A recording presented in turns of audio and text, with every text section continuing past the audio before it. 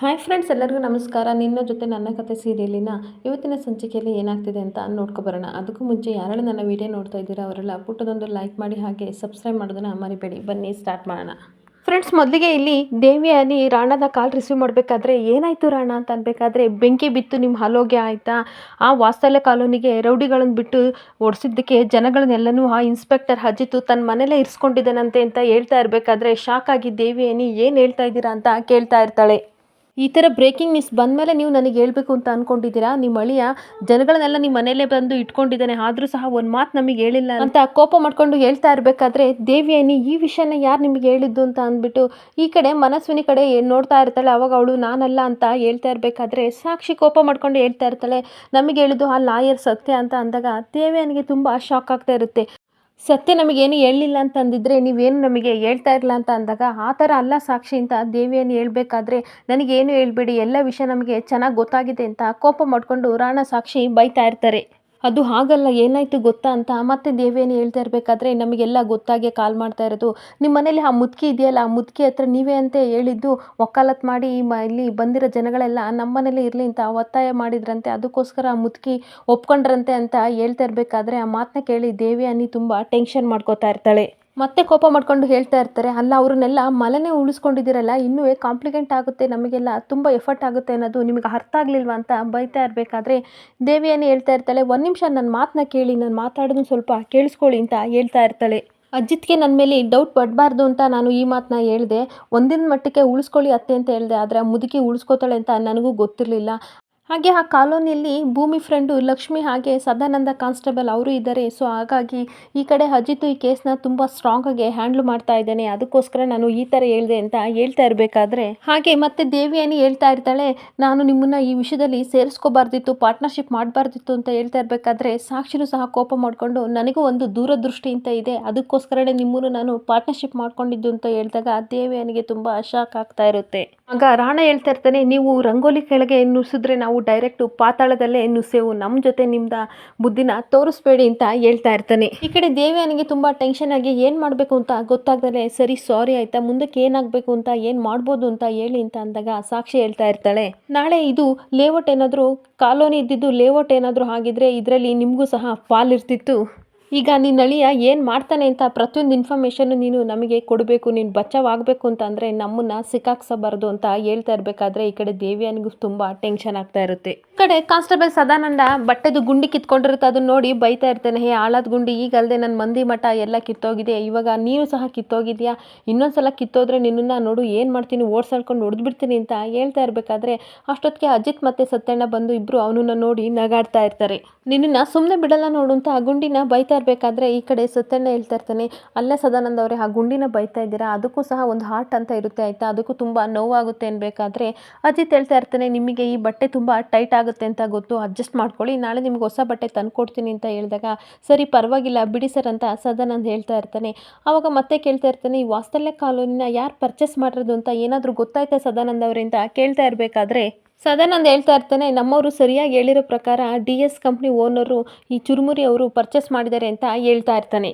ಅವ್ರು ಇವಾಗಿಲ್ಲ sir, trip ಅಂತ ಫಾರಿನ್ಗೆ ಹೋಗಿದ್ದಾರೆ ಅಂತ ಅನ್ಬೇಕಾದ್ರೆ ಅಜಿತ್ ಯೋಚನೆ ಮಾಡ್ತಾ ಇರ್ತಾನೆ, ವಾಸ್ತಲ ಕಾಲೋನಿಯವರು ಕಂಪ್ಲೇಂಟ್ ಕೊಟ್ಟಿದ್ದಾರೆ ಅಂತ ಕೇಳ್ಕೊಂಡು ಅವನು ಓಡೋಗಿದ್ದಾನೆ ಅಂತ ಯೋಚನೆ ಮಾಡ್ತಾ ಇರಬೇಕಾದ್ರೆ ಸತ್ಯಣ್ಣ ಹೇಳ್ತಾ ಇರ್ತಾನೆ, ಓಹೋ ಹಾಗಾದರೆ ಆ ದೇವೇಂದ್ರ ಸಿಕ್ಕಿದ್ರೆ ಎಲ್ಲ ಗೊತ್ತಾಗುತ್ತಲ್ವ ಅಜಿತ್ ಅನ್ಬೇಕಾದ್ರೆ, ಇಲ್ಲ ಸತ್ಯಣ್ಣ ಅಂತ ಹೇಳ್ತಿರ್ಬೇಕಾದ್ರೆ, ಓಹೋ ಹಾಗಾದರೆ ಅವ್ರ ಹಿಂದೆ ಬೇರೆ ಯಾರೂ ಇದ್ದಾರೆ ಅಂದಾಗ, ಹೌದು ಎಷ್ಟು ದಿನ ಆಟ ಆಡ್ತಾರೆ, ಆಟ ಆಡಲಿ, ಒಂದಿನಲ್ಲ ಒಂದಿನ ನನ್ನ ಕೈಗೆ ಸಿಕ್ಕೇ ಸಿಗ್ತಾರೆ ಅಂತ ಇಲ್ಲಿ ಅಜಿತ್ ಹೇಳ್ತಾ ಇರ್ತಾನೆ. ಹಾಗೆ ಮತ್ತೆ ಅಜಿತ್ ಹೇಳ್ತಾ ಇರ್ತಾನೆ, ಏಕೆಂದರೆ ಒಬ್ಬ ಪ್ರೊಫೆಷನಲ್ ಬಿಲ್ಡರು ಜನಗಳನ್ನು ಖಾಲಿ ಮಾಡ್ಸೋಕ್ಕೆ ಗುಂಡಗಳನ್ನು ಕಳಿಸಲ್ಲ, ಏಕೆಂದರೆ ಅವನ ಪ್ರೊಫೆಷನ್ ಹಾಳಾಗುತ್ತೆ ಅಂತ ಅವನು ಯೋಚನೆ ಮಾಡ್ತಿರ್ತಾನೆ. ಒಂದು ವೇಳೆ ಅವನೇ ರೌಡಿಗಳನ್ನು ಬಿಟ್ಟು ಓಡಿಸೋಕ್ಕೆ ಟ್ರೈ ಮಾಡಿದರೆ ಅವನು ದೇಶ ಬಿಟ್ಟು ಹೋಗ್ತಾ ಇರಲಿಲ್ಲ, ಇಲ್ಲೇ ಇದ್ದು ಅವನು ತಪ್ಪಿಸ್ಕೊಳ್ಳೋನು. ನನಗನ್ಸುತ್ತೆ ಸತ್ಯಣ್ಣ ಇದರಿಂದ ಬೇರೆ ಯಾರೇ ಇದ್ದಾರೆ ಅಂತ ಸತ್ಯಣ್ಣನಿಗೆ ಹೇಳ್ತಾ ಇರ್ತಾನೆ.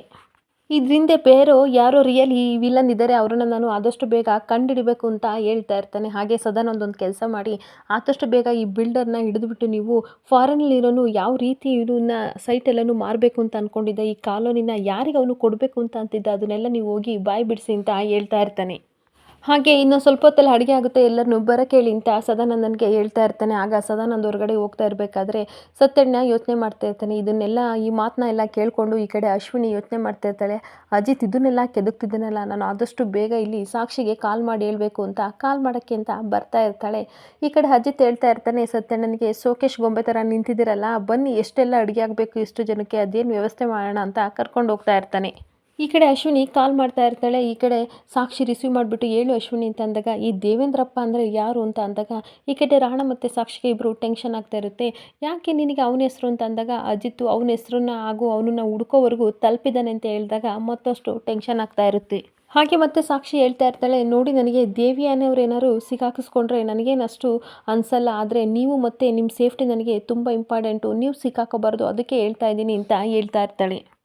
ಅವಾಗ ಸಾಕ್ಷಿ ಹೇಳ್ತಾಳೆ, ಓಕೆ ಐ ನೋ ಅಂತ ಹೇಳ್ತಾ ಇರಬೇಕಾದ್ರೆ ಅಜಿತ್ ತುಂಬ ಹಾರ್ಡ್ ವರ್ಕ್ ಮಾಡ್ತಾನೆ, ಆದರೆ ನಮ್ಮದು ಸ್ಮಾರ್ಟ್ ವರ್ಕು ಅವನಿಗೆ ಅರ್ಥ ಆಗಲ್ಲ ಅಂದಾಗ ಏನು ಹೇಳ್ತಾ ಇದ್ದೀರಾ ಅಂತ ಕೇಳ್ತಾ ಇರ್ತಾಳೆ. Devendrappa one of the state leader ಅಂತ ಹೇಳ್ತಾ ಇರ್ತಾಳೆ. ಹಾಗೆ ಈ ವಾಸ್ತಲ್ಯ ಕಾಲೋನಿನ ಖಾಲಿ ಮಾಡೋವರೆಗೂ ಅವನೇ ಲೀಡರ್ ಆಗಿರ್ತಾನೆ. ಇನ್ನೂ ಮನೆಗಳು ಖಾಲಿ ಆಗಿಲ್ಲ ಅಂತ ಅಂದರೆ ಸದ್ಯಕ್ಕೆ ನಮ್ಮವರೆಗೂ ಬರಲ್ಲ ಅಂತ ಹೇಳ್ತಾ ಇರಬೇಕಾದ್ರೆ ಇಲ್ಲಿ ಅಶ್ವಿನಿ ತುಂಬ ಖುಷಿ ಪಡ್ತಾ ಇರ್ತಾಳೆ.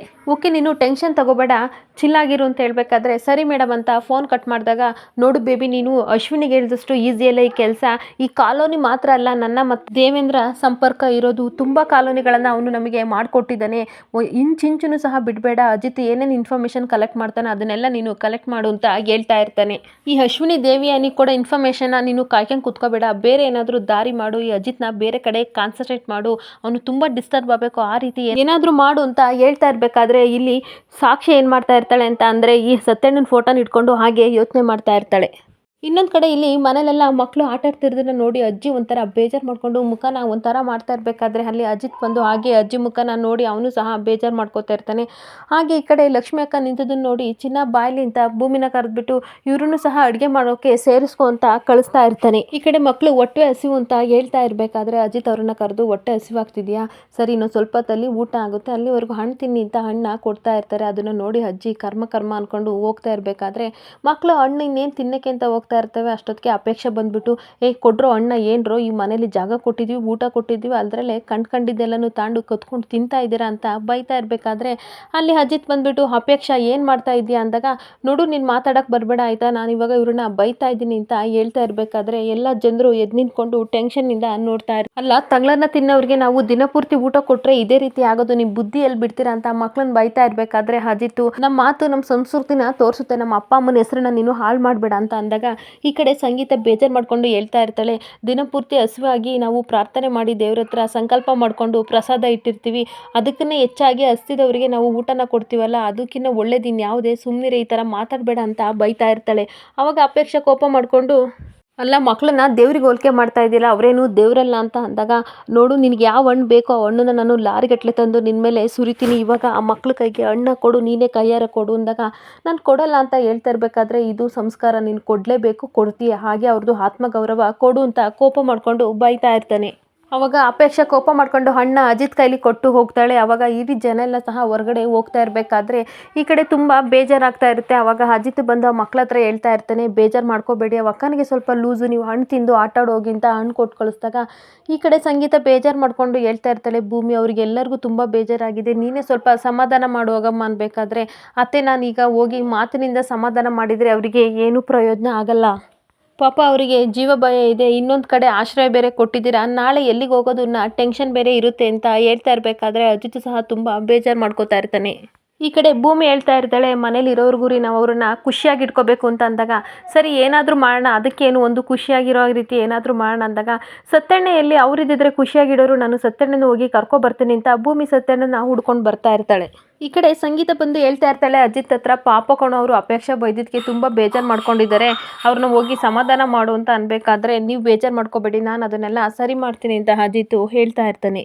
ಈ ಕಡೆ ಸತ್ಯಣ್ಣ ಹೊರಗಡೆ ಬರ್ತಾ ಇರಬೇಕಾದ್ರೆ ಹಾಲಲ್ಲಿ ಬರ್ತಾ ಇರ್ತಾನೆ. ಅಷ್ಟೊತ್ತಿಗೆ ಸಾಕ್ಷಿ ಕಾಲ್ ಮಾಡ್ತಾಳೆ, ಏನು ಸಾಕ್ಷಿ ಅವರೇ ಇಷ್ಟೊಂದು ಸಲ ನೆನಪಿಸ್ಕೊಂಡಿದ್ದೀರಾ ನನ್ನನ್ನು ಅಂತ ಅಂದಾಗ, ನನಗೆ ನಿಮ್ಮ ಮೇಲೆ ಲವ್ ಆಗಿದೆ ಅಂತ ಅಂದಾಗ ಸತ್ಯಣ್ಣ ಹೇಳ್ತಾ ಇರ್ತೇನೆ, ಓಹೋ ನೀವು ಕರೆ ಮಾಡಿರುವ ಚಂದಾದಾರರು ಆಂಜನೇಯ ಭಕ್ತರಾಗಿರ್ತಾರೆ, ಅವರಿಗೆ ಈ ಪ್ರೀತಿ ಪ್ರೇಮ ಪ್ರಣಯ ಯಾವುದು ಸಹ ಇಷ್ಟ ಆಗಲ್ಲ, ಇವಾಗ ನಾಟ್ಸ್ಟೇಬಲ್ ಆಗಿದೆ ಅಂತ ಹೇಳ್ತಾ ಇರಬೇಕಾದ್ರೆ ನೀವು ಸುಂದರವಾಗಿರೋ ಹುಡುಗನ್ನ ನೋಡ್ಕೊಳ್ಳಿ ಧನ್ಯವಾದಗಳು ಅಂತ ಕಟ್ ಮಾಡಬೇಕಾದ್ರೆ, ಅಯ್ಯೋ ನಾನು ತಮಾಷೆಗೆ ಹೇಳಿದ್ದು, ಯಾಕೆ ಎಷ್ಟು ಸೀರಿಯಸ್ಸಾಗಿ ತಗೋತೀರಾ ಸತ್ಯ ಅವ್ರು ಅನ್ಬೇಕಾದ್ರೆ, ಈ ಪ್ರೀತಿ ಪ್ರೇಮ ಎಲ್ಲ ನನಗೆ ಬರಲ್ಲ, ನನ್ನ ಹತ್ರ ನೀವು ತಮಾಷೆ ಮಾಡಬೇಡಿ ಅಂತ ಹೇಳ್ತಾ ಇರಬೇಕಾದ್ರೆ, ಇವಾಗ ಕರೆ ಮಾಡಿರೋ ಉದ್ದೇಶ ಏನು ಅಂತ ಅಂದಾಗ ಸಾಹಿತ್ಯ ನೆನಪಾದ್ಲು, ಅದಕ್ಕೋಸ್ಕರ ನಾನು ಕಾಲ್ ಮಾಡಿದೆ ಅಂತ ಅಂದಾಗ ಸಾಹಿತ್ಯನ ನೆನಪಿಸ್ಕೊಂಡು ತುಂಬ ಬೇಜಾರು ಮಾಡ್ಕೋತಾ ಇರ್ತಾನೆ. ಅವಳ ಜೊತೆ ಆಟ ಆಡಿದ್ದು, ಹಾಗೆ ಅಜಿತ್ ಜೊತೆ ಇದ್ದಿದ್ದು, ಅವನು ಅವಳಿಗೆ ಎಣ್ಣೆ ಹಚ್ಚಿ ಸ್ನಾನ ಮಾಡಿಸ್ತಿದ್ದು, ಎಲ್ಲರೂ ಫೋಟೋ ತೆಗೋತಿದ್ರು, ಎಲ್ಲರೂ ನೆನಪಿಸ್ಕೊಂಡು ತುಂಬ ಫೀಲ್ ಮಾಡ್ಕೋತಾ ಇರ್ತಾನೆ.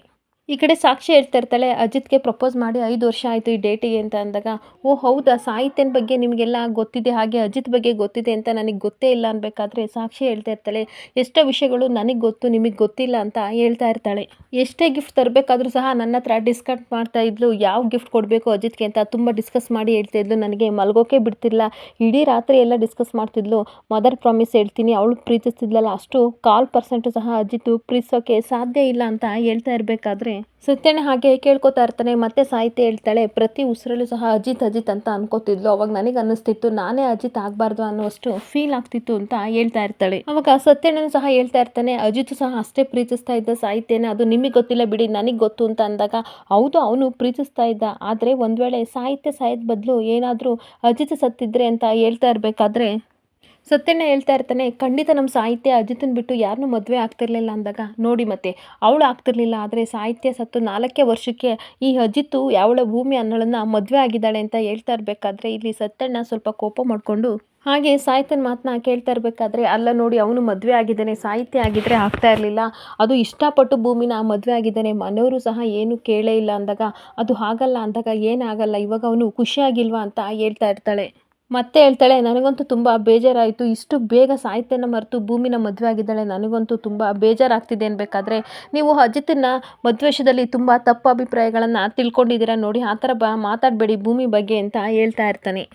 ನನಗೆ ಅಜಿತ್ ಮೇಲಿದ್ದ ರೆಸ್ಪೆಕ್ಟ್ಗಳೆಲ್ಲ ಹೋಗಿವೆ ಅಂತ ಅಂದಾಗ, ನಿಮ್ಮ ಅಭಿಪ್ರಾಯ ನಿಮಗೆ ಸಿಚುವೇಶನ್ ಗೊತ್ತಾಗಲ್ಲ, ನಮ್ಮ ಪ್ರಾಬ್ಲಮ್ಗಳು ನಮಗೆ ಇರಲಿ, ಆದರೆ ನಮ್ಮ ಭೂಮಿ ಮಾತ್ರ ಸಾಹಿತ್ಯನ ಸ್ಥಾನನ ತುಂಬಿದಳೆ ಅಜಿತ್ ಜೊತೆ, ಹಾಗೆ ಸಾಹಿತ್ಯನ ಸ್ಥಾನ ತುಂಬಲಿ ಅನ್ನೋದು ನನ್ನ ಆಸೆ ಅಂತ ಅಂದಾಗ ಸಾಕ್ಷಿ ಹೇಳ್ತಾ ಇರ್ತಾಳೆ, ಖಂಡಿತ ಅವಳು ಸಾಹಿತ್ಯ ಸ್ಥಾನನ ತುಂಬಕ್ಕಾಗಲ್ಲ ಅಂತ ಹೇಳ್ತಾ ಇರಬೇಕಾದ್ರೆ ಸತ್ಯಣ್ಣ ಕೋಪ ಮಾಡ್ಕೊಂಡು ಹೇಳ್ತಾ ಇರ್ತಾನೆ, ಸಾಕು ಮುಚ್ಚ್ರಿ ಬಾಯಿ ಆಯ್ತಾ, ಏನ್ರಿ ಗೊತ್ತು ನಿಮಗೆ ಭೂಮಿ ಬಗ್ಗೆ ಏನು ಗೊತ್ತು, ಅವಳು ಸಾಹಿತ್ಯನ ಪ್ರತಿರೂಪ ಆಗಿ ನನ್ನ ಜೀವನದಲ್ಲಿ ಪ್ರವೇಶ ಮಾಡಿದ್ದಾಳೆ, ಅವಳ ಪ್ರತಿಯೊಂದು ನಡೆನುಡಿಗಳಲ್ಲೂ ಸಹ ನಾನು ಸಾಹಿತ್ಯನ ಕಾಣ್ತಾ ಇದ್ದೀನಿ ಅಂತ ಅಂದಾಗ ಭೂಮಿ ಆ ಮಾತನ್ನ ಕೇಳ್ಕೊಂಡು ತುಂಬ ಖುಷಿ ಪಡ್ತಾ ಇರ್ತಾಳೆ. ಅವಳು ಅಷ್ಟೇ ನನ್ನನ್ನು ಸ್ವಂತ ಅಣ್ಣನ ಥರ ನನ್ನ ಕಷ್ಟ ಸುಖಕ್ಕೆಲ್ಲ ಆಗ್ತಾ ಇದ್ದಾಳೆ, ಸಾಹಿತ್ಯ ಹೋದ್ಮೇಲೆ ಅವಳೇ ನನ್ನ ಪ್ರಾಣ, ನನ್ನ ಉಸಿರು ಎಲ್ಲ ಆಗಿದ್ದಾಳೆ ಅಂತ ಅಂದಾಗ ಭೂಮಿ ತುಂಬ ಖುಷಿ ಪಡ್ತಾ ಇರ್ತಾಳೆ.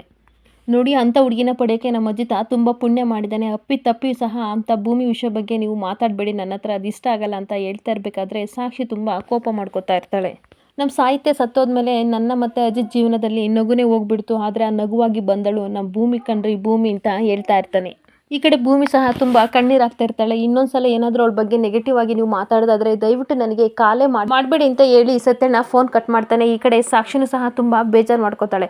ಇಲ್ಲಿಗೆ ಈ ಸಂಚಿಕೆ ಎಂಡ್ ಆಗ್ತಿದೆ. ಈ ವಿಡಿಯೋ ಇಷ್ಟ ಆದರೆ ಪುಟ್ಟದೊಂದು ಲೈಕ್ ಮಾಡಿ, ಹಾಗೆ ಫಾಲೋ ಮಾಡಿ. Thank you.